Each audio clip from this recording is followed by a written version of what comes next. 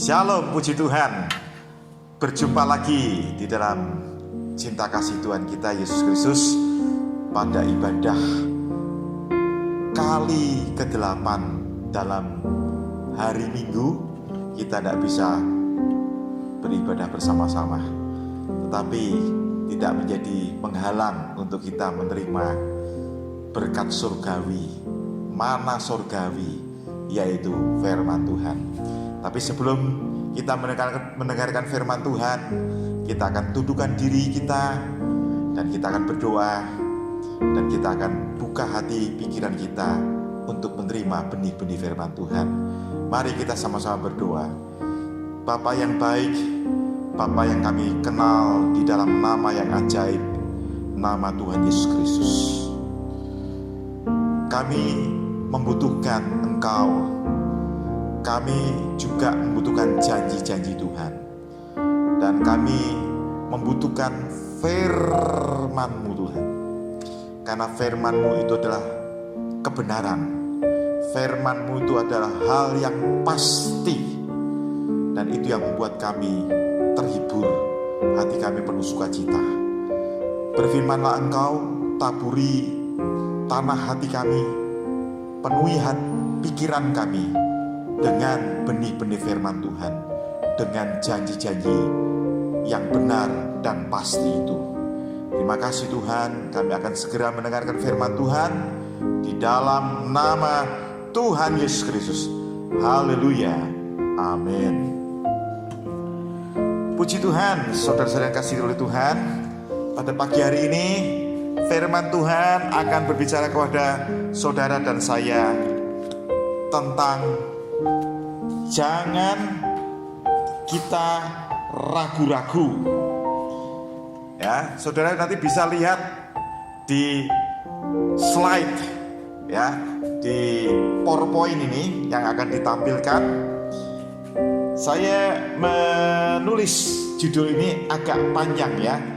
Jangan ragu-ragu, garis miring, atau atasi keraguan bersama Yesus, atau mari lawan rasa ragu. Ya, sebetulnya judul itu satu, tapi bisa saudara bisa combine, ya, untuk menjadi satu judul yang mantap begitu, ya, judul yang mantap. Nah, kita uraikan dulu, apa itu ragu atau apa itu ragu-ragu. Menurut Kamus Besar Bahasa Indonesia, yang pertama, dalam keadaan tidak tetap hati atau dalam mengambil keputusan, menentukan pilihan dan sebagainya. Bimbang. Yang kedua, sanksi atau kurang percaya. Nah, ya, keadaan hati yang tidak tetap, berubah-ubah sehingga tidak dapat menentukan arah. Tidak dapat menentukan arah. Nah, ini saya kasih contoh. Apa yang dimaksud tidak bisa menentukan arah? Misalkan saudara mau berpergian ke tempat wisata di bagian selatan kota Semarang, di balik Gunung Ngaran. Itu namanya tempat wisata yang terkenal, yaitu Bandungan, ya, Desa Bandungan. Kita ragu, jalan mana yang harus saya pilih, harus kita pilih. Lewat Ambarawa, lewat agak ke tengah sedikit, Bergas, atau lewat jalan yang di bawahnya Karangjati. Ya, sama itu, nanti akan sampai ke tempat yang sama. Tapi tentunya orang memilih pertimbangannya yang paling singkat, jalan yang paling enak, yang paling nyaman. Nah, karena ragu-ragu ini tidak bisa menentukan arah, bisa nanti lama, atau menemui kemacetan, atau menemui kendala yang lain, sehingga sampai dia di tempat tujuan di desa Bandungan, badannya sudah capek, sudah lelah, dan mengurangi rasa nikmat untuk menikmati liburan, menikmati jalan-jalan refreshing di sana. Nih, ya, yang berikutnya coba kita lihat, ya, kita bisa lihat dampak dari ragu-ragu, dampak dari ragu-ragu, dampak adanya keraguan. Yang pertama, saudara, terjadinya salah memilih, hilangnya percaya diri, hilangnya waktu, hilangnya kesempatan, terjadi keterlambatan dalam suatu pencapaian. Kesimpulannya, keraguan dapat mengakibatkan kesalahan dalam mengambil keputusan sehingga terjadi kerugian. Contohnya tadi, sederhana sekali. Pergi ke Bandungan lewat Ambarawa, lewat Bergas, atau lewat yang dibawa jalan yang pada umumnya itu lewat Karangjati, kita belok kembali arah, lalu ke jalan yang biasa ke arah Bandungan, ya. Nah, ini ragu-ragu, lewat sana, apa lewat sini, apa lewat sana, apa lewat sini. Nah, ini dampaknya seperti itu. Terlambat, rugi waktu, rugi banyak, ya. Nah, sekarang kita lihat pengertian ragu menurut Alkitab. Ditulis di dalam kitab Yakub pasal 1 ayat 6 sampai 8. Kita akan baca.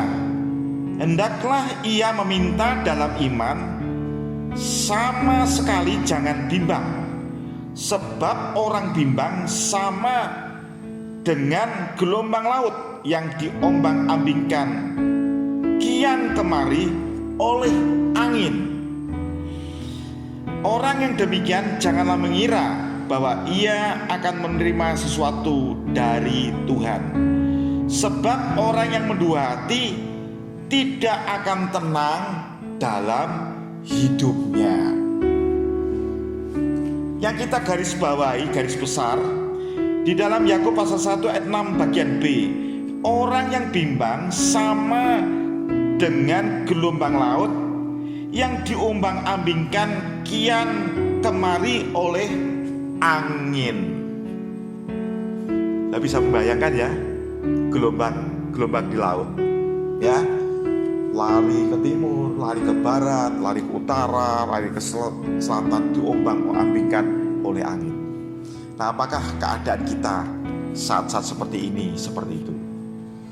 Ya, di saat pandemi corona, pada saat kita bekerja, pada saat kita sebagai pelajar, mahasiswa, dalam pergaulan, hidup rumah tangga, ya, hidup berwira swasta, ya, tidak enak jadi orang peragu, tidak enak hidup di dalam keraguan.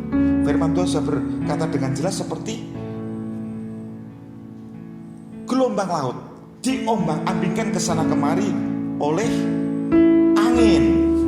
Nah, sekarang selanjutnya, ya, di dalam Yakub pasal 1 ayat 6 sampai 8 juga, ya. Jadi keraguan menurut Alkitab yang pertama diombang-ambing. Diombang-ambing. Saya bisa bayangkan diombang-ambing seperti didorong ke sana, didorong ke sini, diayun ke sana, diayun ke sini. Itu kalau sudah tidak biasa main ayun-ayun, itu sekarang banyak permainan di tempat-tempat wisata, ayun-ayun itu bisa mual. Matanya bisa berkunang-kunang, bisa pusing, malah mungkin bisa pingsan, ya, bisa pingsan, ya. Ini keadaan orang, ya, yang diombang-ambingkan. Yang kedua, tidak akan menerima sesuatu, tidak akan menerima sesuatu. Yang ketiga, tidak ada ketenangan di dalam hidupnya. Ya, tidak tenang. Tidak memperoleh apa-apa kok di dalam kitab Yakub pasal 1 ayat 8. Ya, kehilangan kesempatan, kehilangan waktu, sia-sia hidupnya. Nah, apa kita mau sepanjang hidup ini, ya, hidup kita ragu? Ya. Berikutnya, saudara. Ya. Berikutnya. Saudara-saudara dikasihi oleh Tuhan,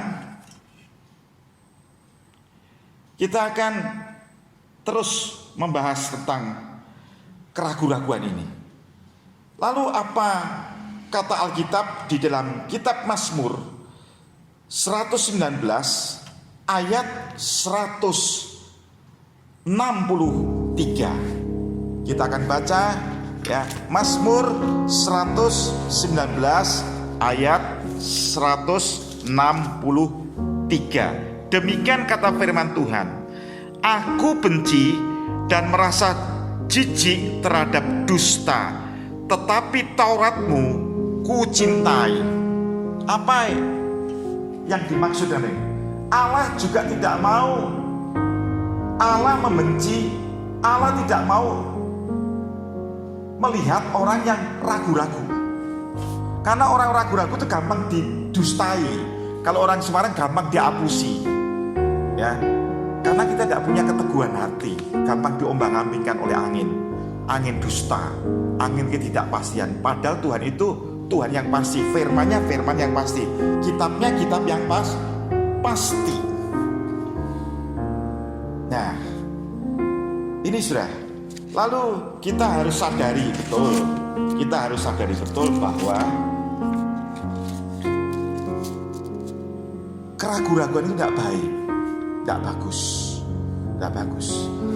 Sebelum lanjut, kita akan sadari dulu. Kita akan cari tahu terlebih dahulu apa itu penyebab ragu-ragu. Yang pertama, penyebab ragu-ragu tidak atau kurang pengetahuan.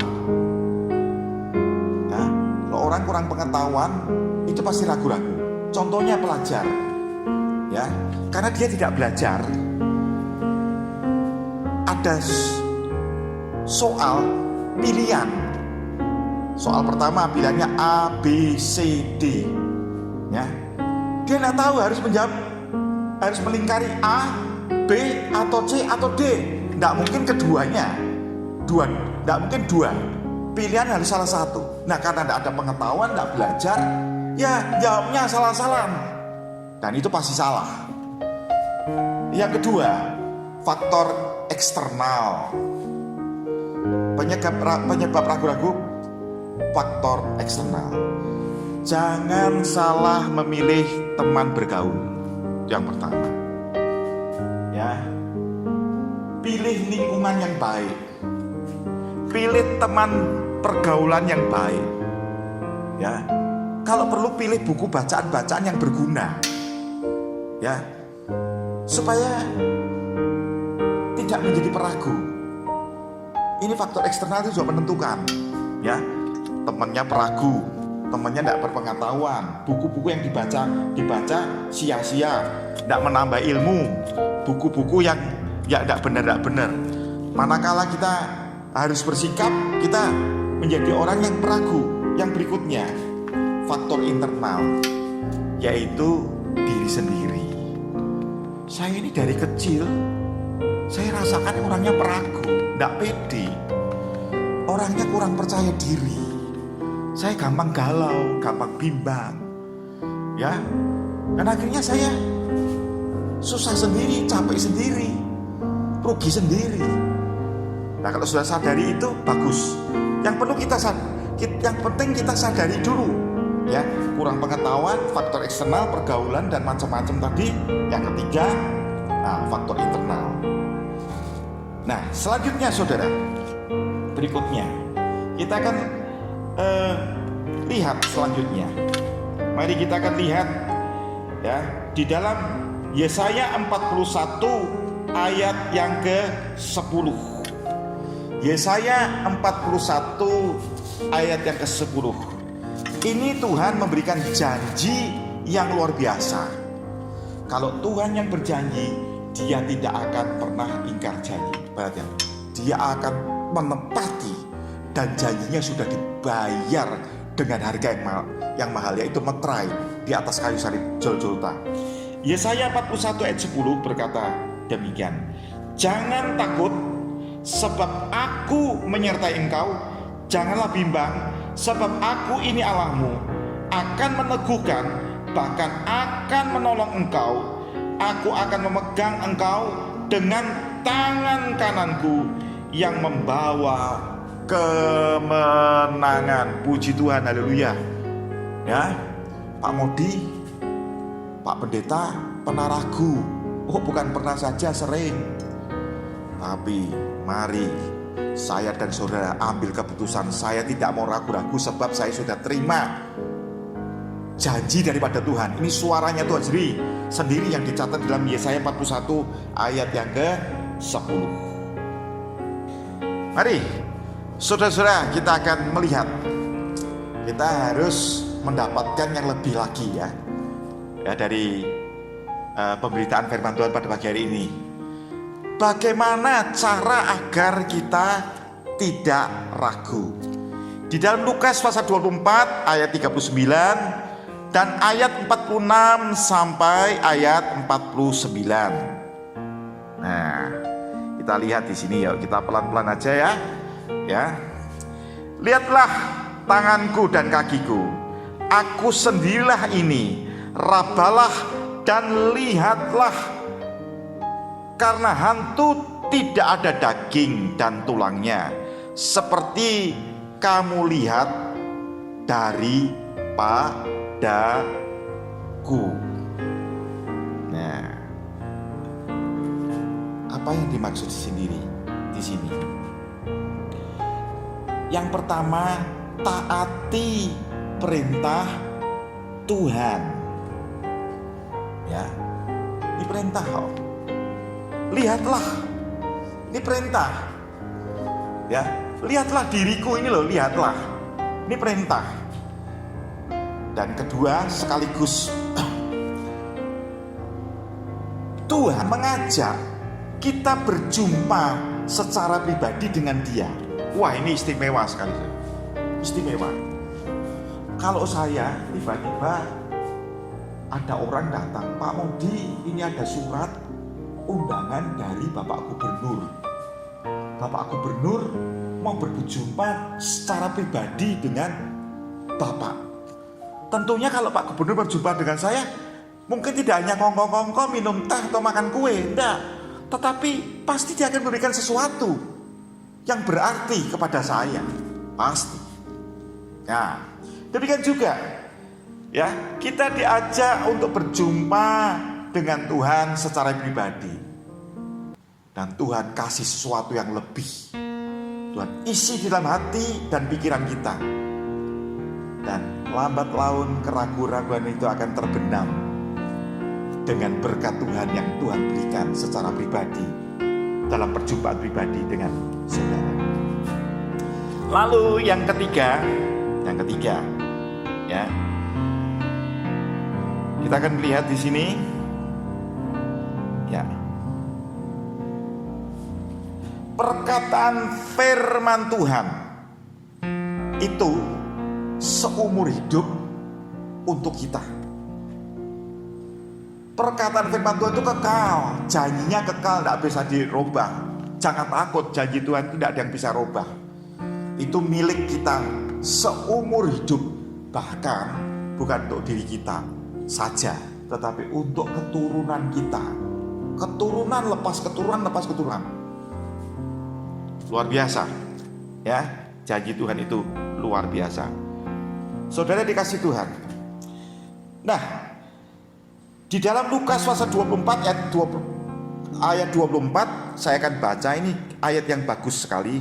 Lukas 24 ayat 24. Dan beberapa teman kami telah pergi ke kubur itu, dan mendapati bahwa memang benar yang dikatakan perempuan-perempuan itu, tetapi dia tidak mereka lihat. Ya, tidak melihat. Orang lain yang tidak percaya Tuhan sulit melihat keajaiban, sulit melihat mujizat, tidak masuk akal. Tapi bagi kita, umat pilihannya yang sudah tidak ragu lagi akan perkataan Tuhan karena kita berjumpa dengan Tuhan, seperti perempuan-perempuan tadi melihat bahwa kubur kosong, dia tahu bahwa Tuhan itu bangkit tapi tidak melihat. Ya, masih ada ragu-ragu, jangan ragu-ragu. Tangkap ini sudah. Puji Tuhan. Nah, kesimpulannya adalah bahwa ragu-ragu itu tidak baik, tidak menguntungkan, tidak sehat. Ya, kesimpulannya, mari kita jangan ragu-ragu. Yang pertama. Yang kedua, janjinya, eksistensi. Yang ketiga, Yesus itu kekal. Yang keempat, Tuhan pasti memberkati kita. Saya ulangi sekali lagi. Kesimpulannya, kita tidak boleh ragu-ragu. Jangan ragu-ragu. Rugi kalau ragu-ragu. Ikut Tuhan itu pasti. Di dalam Tuhan ada kepastian. Janjinya itu eksistensi. Ada terus. Janjinya ada terus. Dimanapun kita pergi, dimanapun kita tinggal, itu ada janjinya. Janji Tuhan itu ada. Dan Yesus itu kekal. Yesus tidak akan kemana-mana, kekal. Dan yang terakhir, Tuhan pasti memberkati kita. Puji Tuhan, firman Tuhan sampai di sini, dan kita sama-sama masuk dalam doa. Kita mensyukuri akan berkat firman Tuhan yang memberikan kita keteguhan hati, tidak ragu-ragu lagi. Bapa surga, di dalam nama Tuhan Yesus Kristus, kami sudah melihat sendiri satu kisah di dalam Lukas pasal 24 ayat yang ke-36 sampai 39. Di situ kami seakan-akan seperti murid-murid mengalami bahwa kami mendengar perkataanmu sendiri, kami berjumpa dengan Tuhan sendiri, dan kami mendengar suara Tuhan sendiri, janjinya Tuhan sendiri. Dan Tuhan berkata bahwa kejadian ini boleh engkau saksikan. Tuhan, kami bersyukur bahwa sifat yang tidak baik dari hidup kami ini Engkau sudah angkat, yaitu ragu-ragu. Engkau ganti dengan janji Tuhan, dengan firman Tuhan, dengan Yesus yang sudah kami jumpai secara pribadi, dan kami buka hati kami, Yesus masuk dalam hidup kami, memerintah hidup kami. Biarlah eksistensi janji Tuhan, biarlah kekekalan Tuhan Yesus ada juga di dalam kehidupan kami. Terima kasih Tuhan. Kami tetap berdoa buat bangsa dan negara yang kami cintai. Berdoa buat kota Semarang yang kami cintai. Buat kota-kota di seluruh Indonesia, kabupaten seluruh Indonesia yang terdampak dengan pandemi corona. Kami tahu waktunya Tuhan itu tepat bagi bangsa kami. Di saat-saat ini seperti ini Tuhan, memang secara fisik, secara materi, oh Tuhan, kami berkurang. Tetapi persekutuan kami dengan Tuhan, kami semakin dekat. Karena dengan kejadian ini ada hikmahnya. Kami mau lari kemana kalau tidak kepada Yesus saja. Di situ kami menggunakan waktu-waktu ini lebih banyak lagi untuk menyendiri, untuk mawas diri, untuk lebih banyak bersekutu dengan Tuhan, firman, dan puji-pujian dan penyembahan kepada Tuhan. Terima kasih Tuhan, memberkati sawah ladang, memberkati hewan ternak. Turunkan malaikat Tuhan untuk menjaga lumbung-lumbung padi dan hewan-hewan ternak. Tiang awan dan tiang api melindungi kami semuanya. Dan saudara-saudaraku yang kekasih di dalam Tuhan, umat pilihan Tuhan, umat yang dikasihi Tuhan. Terimalah berkat anugerah damai sejahtera dari kasih sayang Allah Bapa, Anak Tunggal laki-laki dan persekutuan Roh Kudus, yaitu di dalam namanya Tuhan Yesus Kristus. Semuanya itu berkat-berkat menyertai kami sekalian, mulai pagi hari ini sampai Maranatha, Tuhan Yesus datang kembali. Kita bersama-sama katakan amin. Puji Tuhan.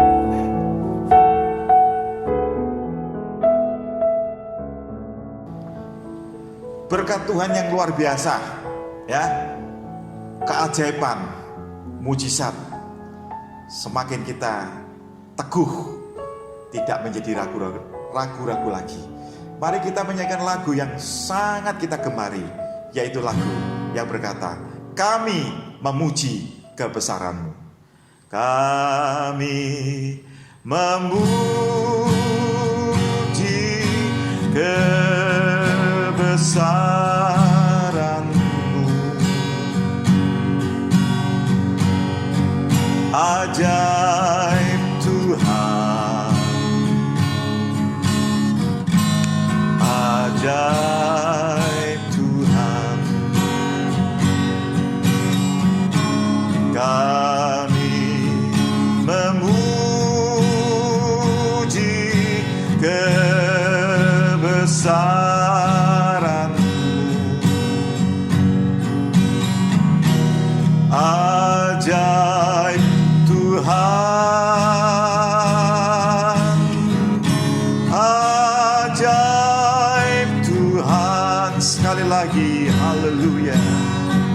Kami memuji kebesaran-Mu, ajaib Tuhan, ajaib Tuhan.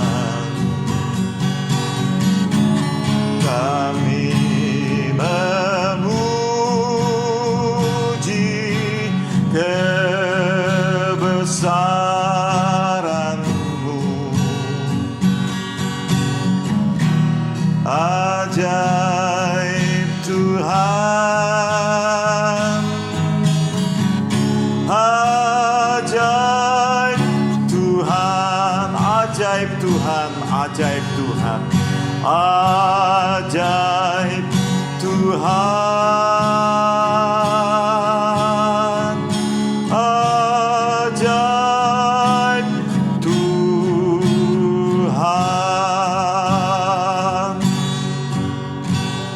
Ya. Haleluya.